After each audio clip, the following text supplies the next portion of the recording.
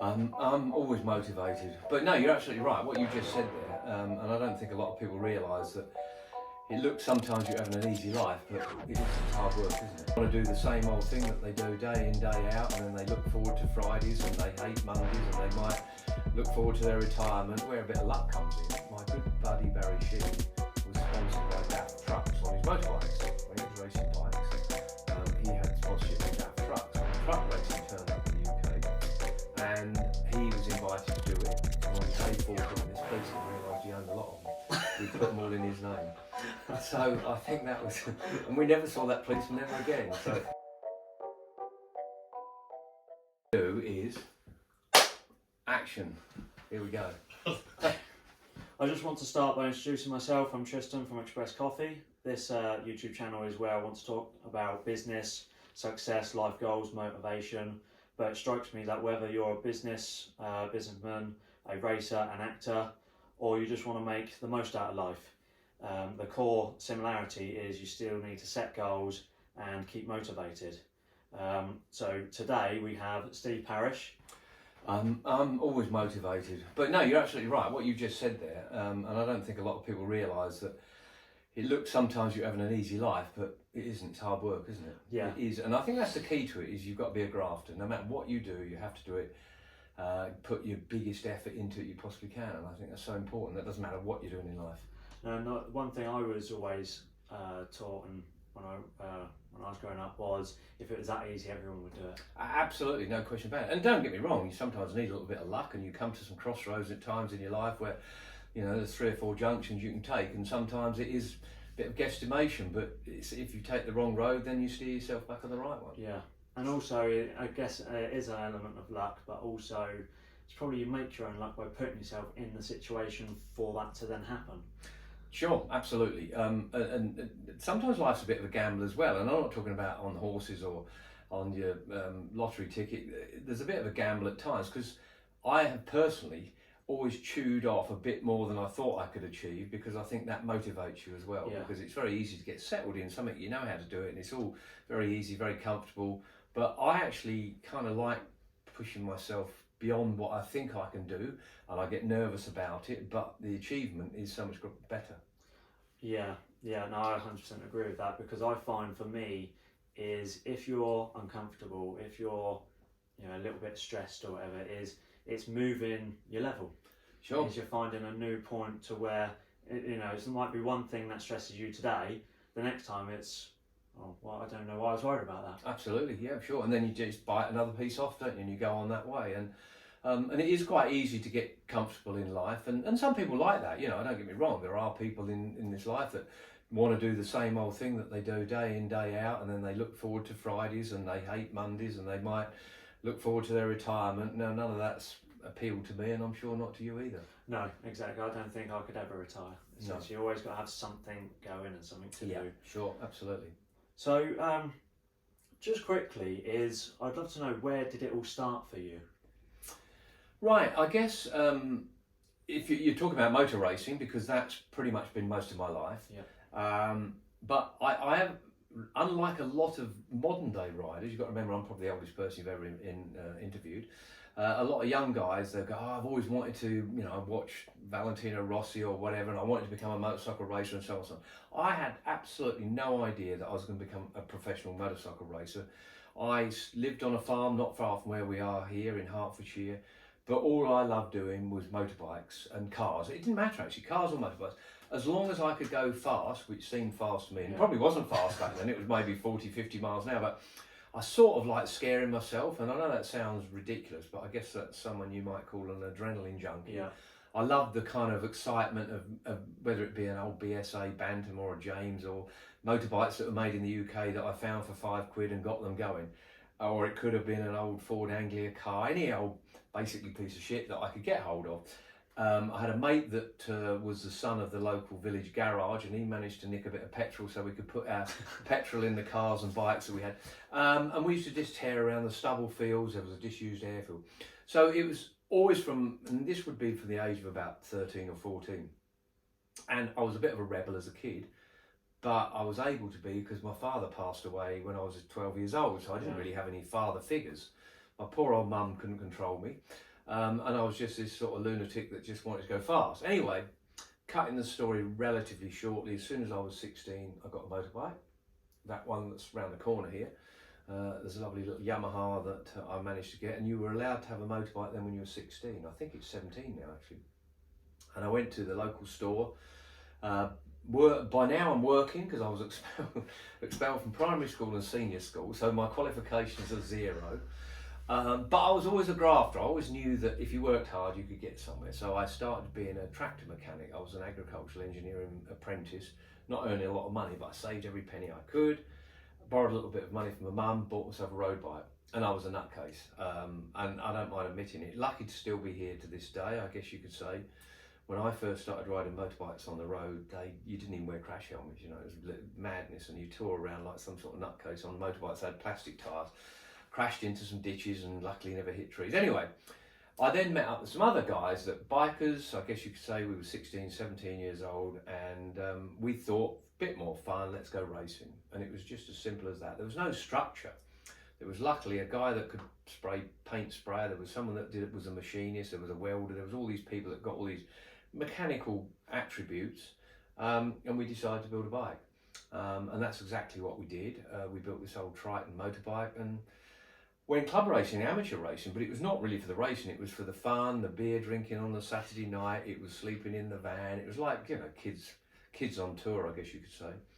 And it just went on from there. And then after we realised that the bike we'd built was such a pile of shite, it used to piss oil out and it leaked and everything else, and things fell off it.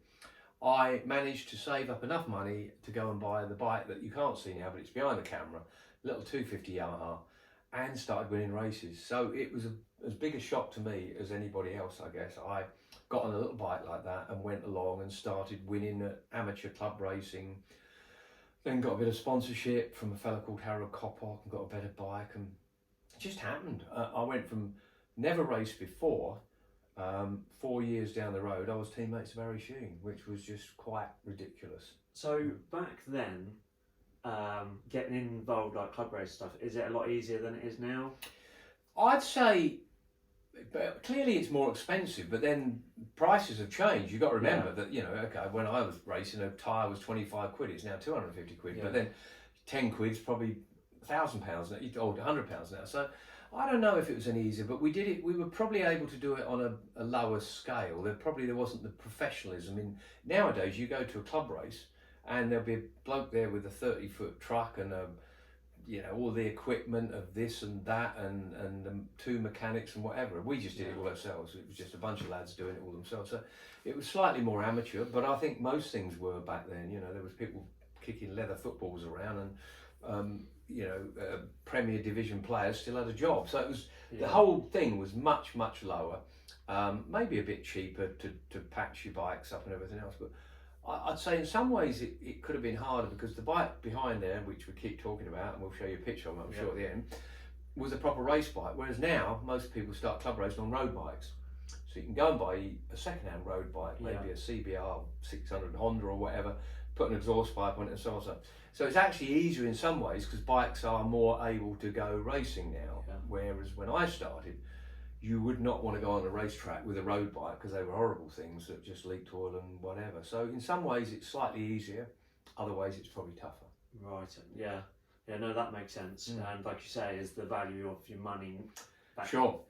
The one thing I will say is that when you got to national racing, which I got through in the next couple of years, there was actually decent prize money. So there were people running in national races in the UK, and they'd be racing at Mallory and Cadwell and Snetterton and Brands and places like that. And you could go along to a British national race and probably earn 200 quid, which was quite a lot of money back then. You know, that would buy you 200 quid, 10 sets of tyres. Well, now to buy 10 sets of tyres, you want 2,500 quid, and there's very little prize money around these days. So in some ways it was slightly easier, but because and also you got paid with a brown envelope and it was cash. Kind of quite good from that point of view as well. So I think it's tougher. You probably got to have more sponsorship and more backing, and sport in general. It seems to me that most sports you have to come from, I'm going to say, a privileged family, because someone backstreet person living in the council estate is hardly likely to be able to afford to go into particularly motorsport. And also, would you say that back then it was more people fell into it rather than, whereas now people watch, like you say, Valentino Rossi, watch all these people and go, oh, they want to aspire to do that, whereas back then they kind of just, they loved bikes and they just fell into doing it. Absolutely right. Because there was no television for a start, so nobody knew. The first person anyone ever knew in motorcycle racing probably was Barry Sheene. But prior to that, it was black leather riders and just mucking around doing it, greasy, oily people.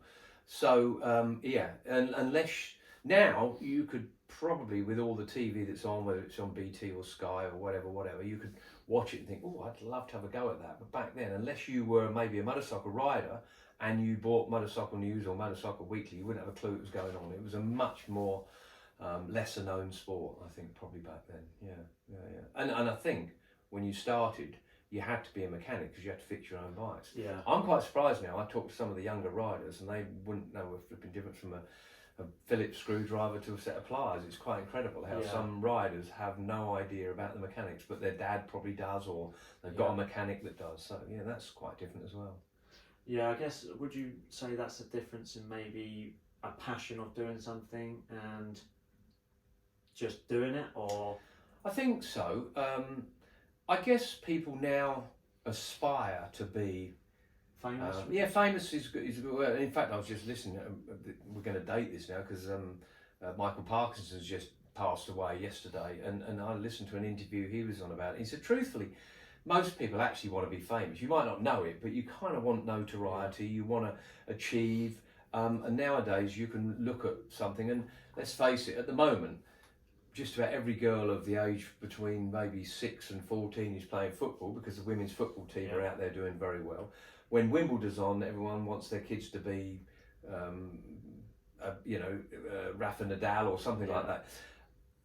Nowadays, I think a lot of it comes possibly from parents, because parents want their children to live and do probably as what they did and better than what they did. So, and if they can afford to, they do. And I've got some good mates that send their kids to tennis academies. I've got some that go to football academies. I've got some that go to golf academies, and often that is inspired by your parents. Personally, I didn't have that because my dad passed away, so I kind of just ended up doing it. But I think a lot of people in sport, and you could apply that to actors, as you spoke about earlier on. Everyone wants to be Paul Newman or something like that. The other thing I wanted to get onto is something you said earlier about being a grafter. Is you do seem like a natural entrepreneur as well. And so me and my brother literally today have just exchanged and completed on our first house that we were going to renovate. So something I wanted to get to know a bit more of is your property side, because you have quite a few properties, don't you? Yeah, I do. There's another fine balance, I think, with a sports person here now. And again, I'm going to use this as a general sports person. Most of the time, you've got a relatively small window of your competitiveness. I mean, motorcycle racing, there's the odd exception like Jeremy McWilliams or something like that. But most people, by the time they're 35, 38, they're done. Because you get fed up with going to hospital and you break your bones and you're not as fast or brave as the guy that's 17 years old just coming in. And that would be the same, I guess, with certainly with soccer, maybe with rugby, a lot of physical sports. You've got a window of opportunity, approximately 20 years. That's something like that. That's an average. Is that to where you stop them bouncing?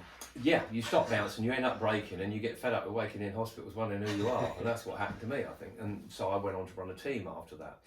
But I think you've got to be very careful that your mind doesn't wander too soon as to what am I going to do when I stop doing sport. But I always had a bit of an idea that I knew that I was going to stop, and I stopped racing motorbikes when I was 33 years old. I started, at sort of 16, 17, and then stopped at 32, 33 years old, which is quite young these days. But I also knew that I was very good at getting sponsors, because that was part of my job, being a motorcycle racer, running a team. I was able to attract sponsors to put a team together, which I ran for 6 years. There's some pictures up there, Loctite Yamaha, which I had Terry Reimer, Rob McElnay, Trevor Nation, Keith Hewin, a lot of those guys are my riders. Whilst I was doing that, I then enabled my mind to just go off a little bit more than that to what I could do after that, because running a team isn't quite as intensive as riding. You know, you have to be 100% focused on racing your motorbike.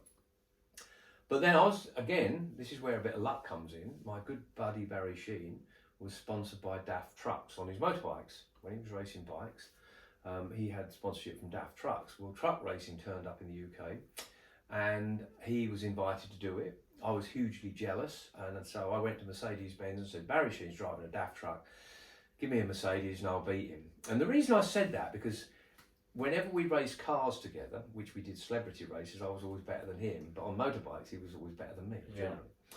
So that kind of happened, and truck racing was another window of opportunity for me. I had about 12 years of racing trucks, reasonably successful. And during that period of time, I then knew that I couldn't go on doing that forever.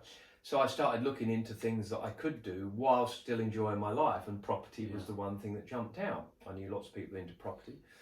So you've just exchanged on a property. I'd already bought myself a nice house because of my finances from running a team, racing trucks and so on and so on. But I then started looking around for properties that I thought I could rent out. So that's exactly what I did do. And I enjoy it.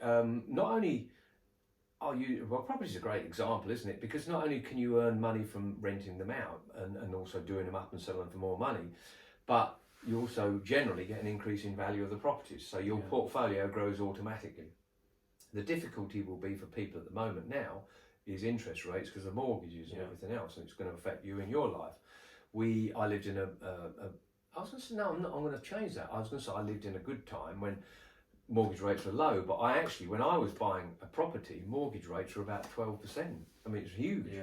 It's still quite low by comparison. Your dad will have gone through that as well. There was a period when borrowing money was massively expensive, and it dropped off. Everyone got used to 1%, and now they're hurting because it's 4 or 5%. Yeah. But that's ups and downs and everything else. But I've got a few little things in. I started running a shop, employed someone to run a shop for me. I've always had a fairly active mind, and that sometimes can be a gamble. But I don't think I'm what I call a wild gambler. My gambles have always got a plan B. Yeah. And I think you do need that, because otherwise you can lose everything in one big hit. And people often do come to me, and this is, we're just talking about it, and ask me, I've got a son who's 31 years old, and over the period of time, he's done so many different things, but I've invited him to do that, or asked him to have a go at that. He lived in Australia, running a business out there to do with alarm systems. He ran a business where he was selling seats in private jets. He's now into recruitment. He did a degree in physical training and everything else like that. But I think sometimes you have to just put your toe in the water and doing lots of different things. And you know, you've got a core business, and sometimes you have to just slide out of that and have a look at other things that you want to do. Yeah, just find another avenue. Absolutely, and as long as it doesn't hurt you, and generally, if you find an avenue, if you work harder than the next bloke, you'll do better than the bloke that's in that avenue.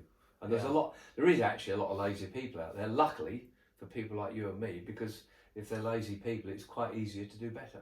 Because I'm certain it was Elon Musk that said this, but I heard it somewhere, and it said, if your competitors are doing 50 hours a week, do 100. Get there twice as quick. Yeah, absolutely. Yeah, and you know, I've never laid in bed in my life, but I knew people that did, and I always worked late into the night, and I still do. You know, I quite enjoy my life because I'm old enough to be able to. I play tennis sometimes in the day. If the sun's shining, I go and play golf. But then I'll often sit by my computer till 10 or 11 o'clock at night, catching up with what I've done. I get guilty, actually. If I've had a day off, I feel like I should work the next day. So I have a bit of a guilt complex, and that's work ethic. You saying that, actually, we're exactly the same. And what we always do is, like Sunday, for instance, is we have to get up and do something in the morning. Yeah. Have to. Yeah. Because if you just spend all day in bed or watching TV, if I get up and do something, let's say even just till lunchtime, I don't mind doing nothing in the afternoon, chilling out. Yeah, yeah. Because I've done something. Otherwise, you do feel guilty. Yeah. I think I like to nearly every day. I like to achieve something. Yeah. Just something that makes me feel okay, even if it's going and flipping paint in a barn or cutting the grass, just doing something that you see that you've done it, because it is quite easy to just be too chilled out. I even go on holiday, and when I'm away on holiday, I do things out there, just simply because we have a property out there, so I'm working on it and things like that. But yeah, I think it's very important. I just find it really weird that people can just lounge around watching television doing nothing. But for me, that's just so alien. Yeah. No, I find that exactly the same. And this goes on to then, what do you find motivates you? Is it just because you are just so active and you're always constantly thinking about other things? You know, I put my hand up to it. Money is important. Yeah. And I'm not saying it's everything, but I think it is important because people say money doesn't make you happy, but it's easier to get happy because it is. So I think that's been a motivation of my life, is being successful as far as that's concerned. But I think my main motivation is feeling that I actually have got up in the morning at a time I think is appropriate, achieved what I wanted to do, reached a goal that I've set, and I do set myself goals, and I think you have to do that, and I try not to set them completely outside of the spectrum that I think is available. And I love a deal, I love to buy something, sell it at a profit, those type of things. They're the sort of thing, and I guess you could make that fall back to money to a certain extent. But and also I like making people laugh, actually, because that's sort of had a theatre show travelling around the country doing that, called the Mad Tour, and that's always motivated me. Being a bit of a comedian, I guess you could say. Some people say I'm not. I've got an agent of mine, and he says, "God, you're getting a bit wrinkly." I said, "No, they're laughter lines." He says, "Nothing's that funny," which made me giggle as well. But I'm a pretty happy bloke. I'm very easily satisfied. I don't set any standards that are too high for me, but I like to get up in the morning, I like to earn a few bob, I like to make someone laugh and enjoy myself, and they're my 3 goals that I would set each day. Because that goes on to, I was going to ask you this, was I saw your interview with Danny Buchan, and obviously I love your sense of humour, and obviously you love your practical jokes, and I was going to ask, what is probably the funniest, or you find the funniest joke you've ever pulled, or... Well, there's been a lot, and I'm sure over the period of time I've upset 1 or 2 people. But I think arguably the one that was probably the most satisfying, and I'm pleased to say he's not with us any longer now. But and I'm sure this might upset someone in the police force. But we had a nasty policeman that lived in a town called Letchworth, which you've probably heard of, Letchworth Garden City, that was always giving me parking tickets because I was turning up in nice cars, because Mercedes-Benz used to give them to me when I was racing trucks and whatever, and if you pulled up for a newspaper, he'd be giving us parking tickets. And when I say us, it's a mate of mine that I worked closely with who had a classic car sales company, selling high-end cars and classic cars, and he didn't like this policeman either, and I'm not going to name any names, but we got fed up with getting parking tickets because he was just picking on us because we had nice cars. So we ended up going to Breaker's Yard, which is about 6 miles from here. And between us, we bought 10 cars, and I think they cost us 200 quid or something, like 20 quid a car. They were all scrappers, no MOTs, whatever. They shouldn't have been on the road. And we bought these cars and we shipped them to my workshops where I was running the Loctite Yamaha team, and parked them up. And this mate of mine was in the car business, and he knew how long it took for logbooks, they were called back then. They were paper logbooks, and you sent them to Swansea. It's all online now, and you put your name and address in and this, that and the other, and we sent them all to Swansea, and we knew they'd come back in about 12 days. And on the 11th day, sounds a bit like Christmas, doesn't it, we delivered these 10 cars to Letchworth, and we parked them all around the town on double yellow lines, wherever we could park them most inconveniently. The 12th day they had parking tickets. About the 13th day they had police aware, and on day 14 this policeman realised he owned a lot of them. We put them all in his name. So I think that was, and we never saw that policeman ever again. So for me, that was probably one of the most satisfying little scam things we ever did, that made me laugh for a long, long time, and I still do giggle about it to this day. And then the delivery job at night, it was at midnight we delivered, we got all our mates to drive these cars at night. And some didn't have lights, so we had to kind of box them in, and it was like a convoy that went there.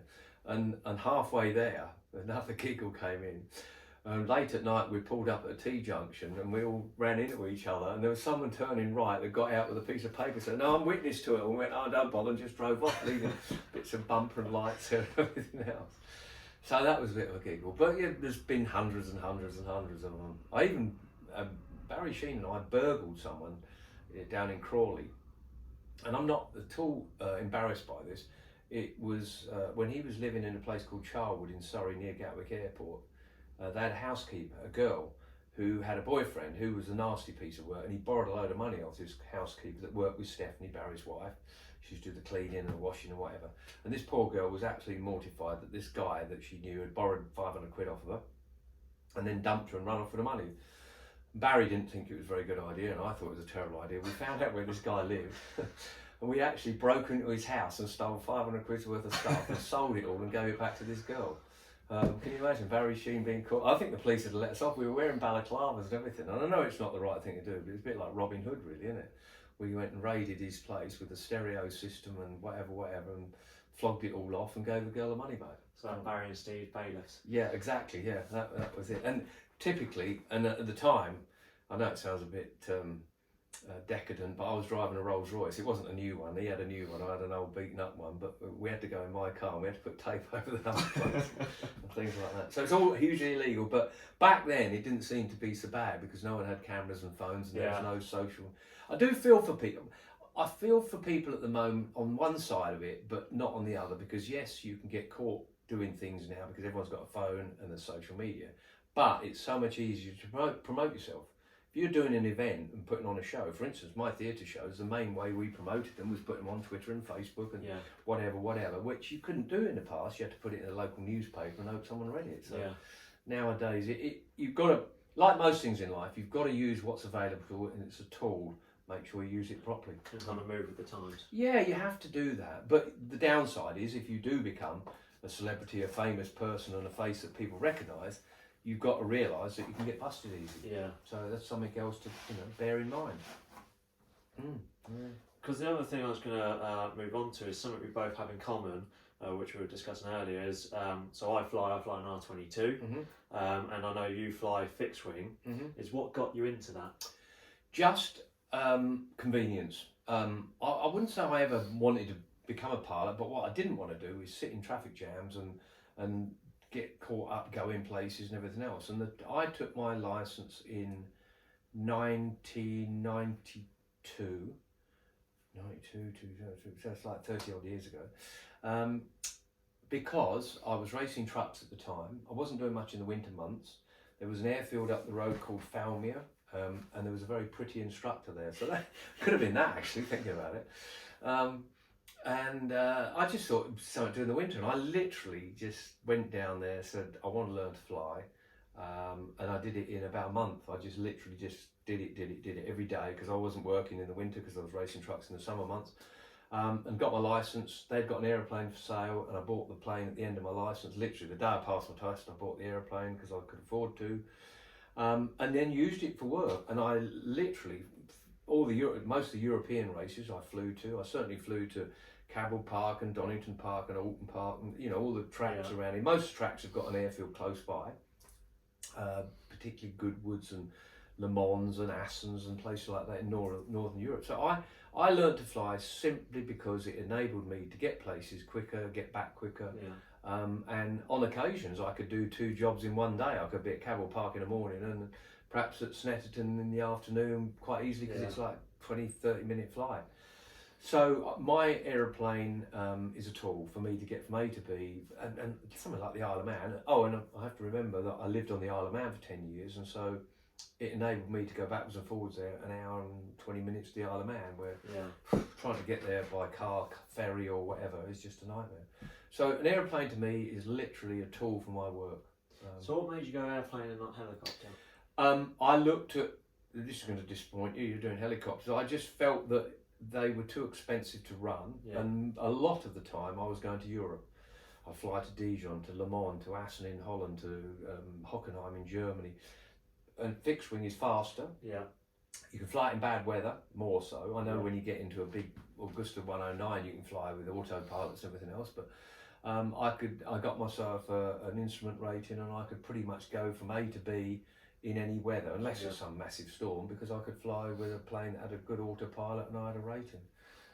So for me, it was far more practical, and by then I'm now living in a house where I am now with a runway outside.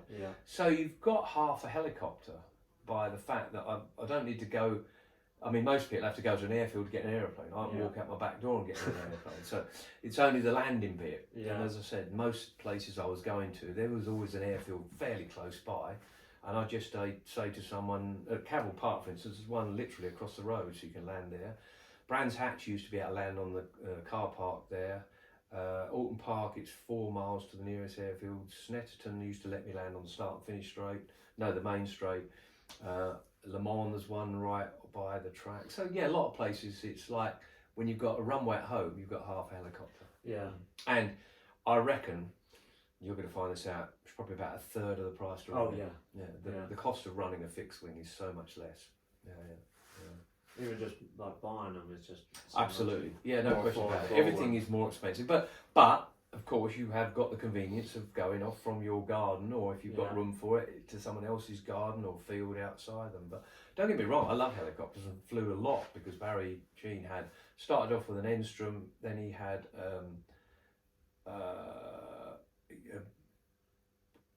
what did he have?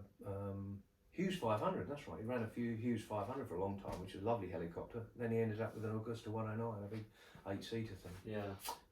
And again, we've got in a few troubles with that, I can tell you. Had to land at Gatwick once because it was rattling. It was my seatbelt hanging out the door.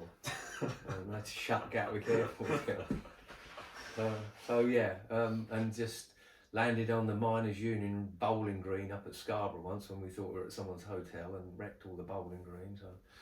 But I love flying in the fact that, again, I think it tests you. Yeah. You know, a lot of people take up flying after racing motorcycles or whatever they do, because again, you know, you don't daydream, do you? You know, when you're in a plane or a helicopter, most of the time you're focused, and it gives you a kick when you do it right. So for me, driving a car or riding a motorbike on the road is, I know I shouldn't be saying this, but it comes so natural to me, I don't have to think about it. Yeah. Whereas flying, it's something that I've found, particularly getting my licence, another achievement. It was another thing to tick off the box. Yeah, because I found that, like, I remember when I was getting ready to do my first solo, and I think it was about 2 or 3 lessons. I just kept making silly mistakes because I was just focused on trying to do it. I was trying to get ticked off by the end of the year, and then I just thought, you know what, I'm not fussed anymore. I just put it to the back of my mind, and then I think it must have been about 2 lessons later. The instructor literally, we landed. He was like, right, I'm going out there. I'll wait over there. Go and do a circuit and come back. You'll never forget that, will you? No, and it was it's one of the coolest things I've ever done. Exactly. You know, all of a sudden there you are, left on your own, and when you finally come down and land it perfectly okay, then it's a great achievement, isn't it? And someone always said to me, so a friend who actually got me into doing helicopters, he said to me, when you do your first solo, that officially means you can fly a helicopter or a plane. It's because you've got no one to fall back on. That is you. Anything that happens, it's all down to you. You've got to come up with the answer to if something does go wrong, or what you have to do. And yeah, I agree. And then more hours you do, it becomes a lot more natural. And then you can sort of go further, go into smaller areas, do all the things. You know, when you've got your licence, you are officially able to fly that helicopter or fly that plane. But I was told at the very beginning, after another 50 hours, you're then a much, much better pilot, because you don't have to focus quite as much on the things that you initially do. You know, you can kind of be a bit more open about what you're going to be doing, and again, you can move on from there. But no, it's a great feeling, particularly your first solo. And I remember exactly the same thing. It was this girl, actually. She just literally got out and said, right, off you go. And you think, oh my God, really, is this happening? Yeah. But you do it, and it's a great achievement. Yeah. And there's lots of things in life, I think, like that, you know, you do have to test yourself. I don't wish to be rude to my wife at all, but she's a lovely lady, and I love her to bits. But she doesn't ever seem to want to put herself in a position that she scares herself, whereas I love doing that. Yeah. I know it sounds daft, but I actually enjoy it. Because when you did your first solo, did you have to do anything with the weight? Or No, but you probably do in a 22, do you? No, not at all. I was alright, actually, because the only bit of weight was I probably went and had a good shit. Yeah, because I think they thought about doing it, but I didn't need to do it. But I do remember, like the cyclic, for instance, is when you're when you just take off someone else, you're balanced more. Pretty much there. Whereas this time it was to the left and forward massively. Yeah, because you've lost what 60, 70 kilos of weight. Yeah, and then literally when you're taking up, you get up so quick. Sure, yeah. Because it's not. It's quite. Well, a 22 is so small, isn't it, and light? Yeah. You probably wouldn't find that if you're in a Augusta or if you're in a Jet Ranger or something like that. Even a 44, because it's much heavier. Yeah. There's a lot less factor to be factored into it. Yeah, sure. Because we've recently just done our day skipper. Okay. Because am I right? Yeah, I've got a boat licence. I did it years and years ago. Thank God the guy that I did it with at Hull Marina was a massive bike fan, because I screwed up so many things doing my test, but he signed me off anyway.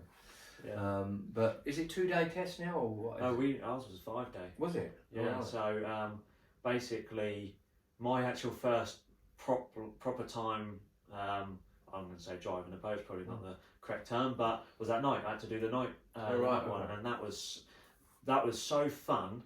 And I got to say that was more fun than doing it during the day. Okay. It just was more interesting. You've got to know the port lights from red. That's what we had to follow back, and what we had to do was proper pre-plan the route, what lights to look for, and it was so much fun. Sure.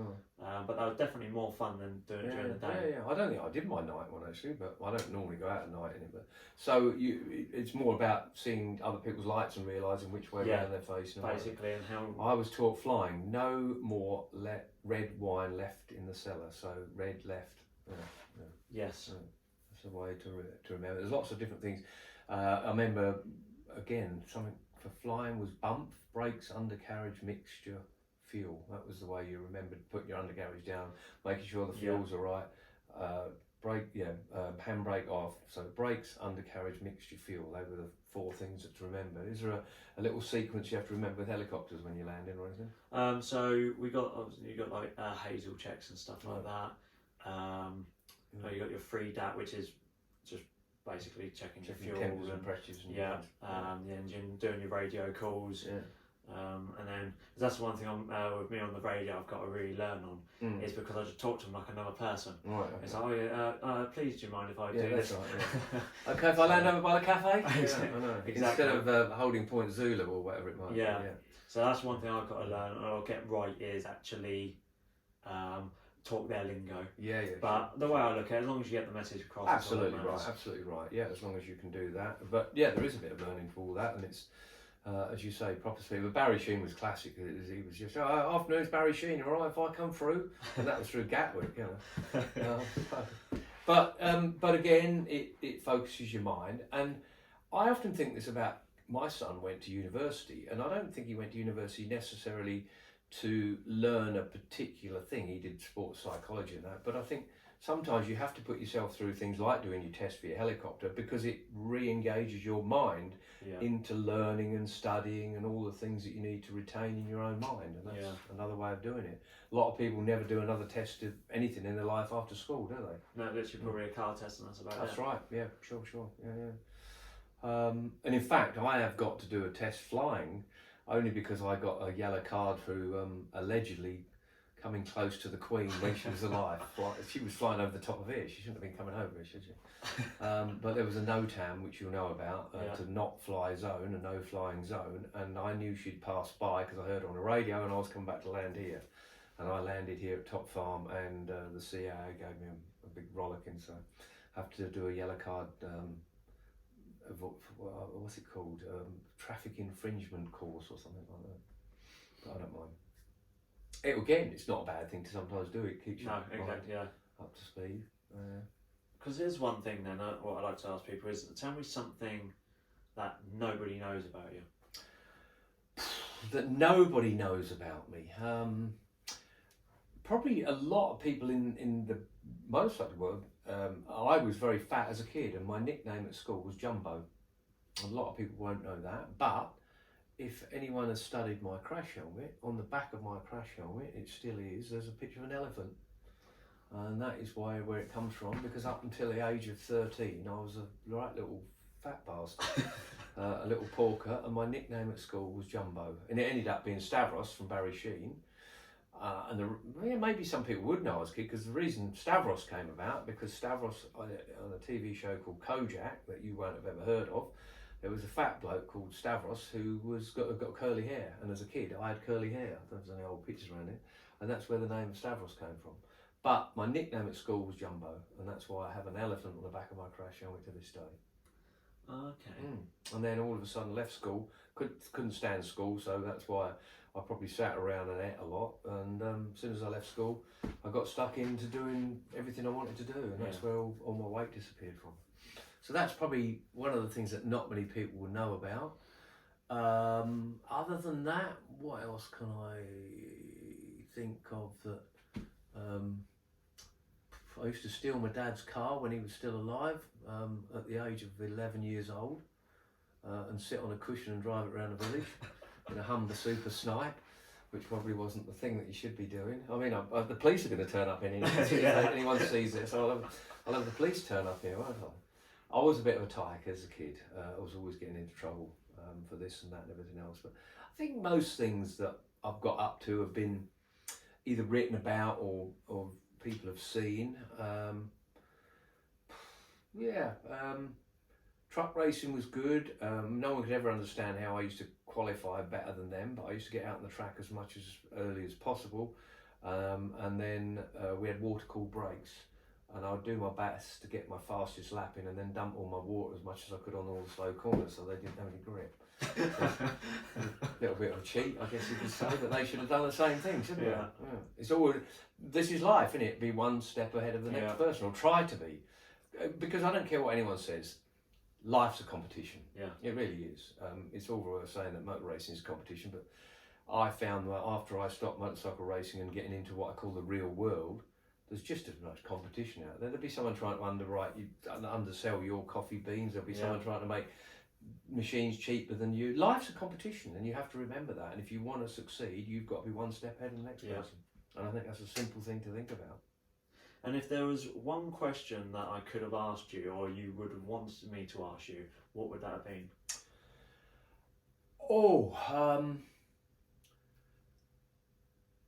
That's a good question. I'm trying to think what I would want people to know that you didn't ask me. I don't know as if there's a great deal. What's my favourite dish? Dinner, food. I'm not into food. There's one thing that is really quite weird about me. People often like to go to really smart restaurants and so on and so on. Food to me is something that gives me energy to carry on doing my work and my life. So my wife finds it quite peculiar, and a lot of other people do. I just have no interest in high-end food. I like being in a nice restaurant because you've got nice waiters and you've got nice cutlery and you've got nice plates and everything else, but quite honestly, you could give me baked beans on toast and I'd be just as happy. I'm just not someone into food. And that's not hugely interesting, but it's a bit weird apparently. Most people just love, delicate dishes, and I don't. So what would your favourite dish be then? Decent breakfast probably, bacon and eggs breakfast, that would do me. Nice greasy fry up. But greasy fry up or something like that. But again, food to me is just a means of giving me the protein that I need to carry on enjoying the rest of my life, and I don't care much about food, and that sounds really a bit weird. And same with, I don't drink a great deal. I enjoy a glass of wine or whatever, a beer, but I'm not one for drinking gallons and gallons. I hate going out late at night and getting pissed up because I feel so awful the next day, and it goes back to my work ethic. I like to be up fresh in the morning and get on with the day. I don't see the point in sitting around in night clubs getting drunk and feeling shit the next day. And I never have, even when I was younger. Yeah. Didn't bother me. Well, I just want to say thank you for joining. It's been great listening to your stories, and just really appreciate your time. Absolute pleasure, and good luck with you. You've got your life ahead of you, and it sounds like you're going to make a great success of it because you've got all those attributes that we spoke about. Yeah, it's just wing it every day. Yeah, good luck. Thank you. Good flying.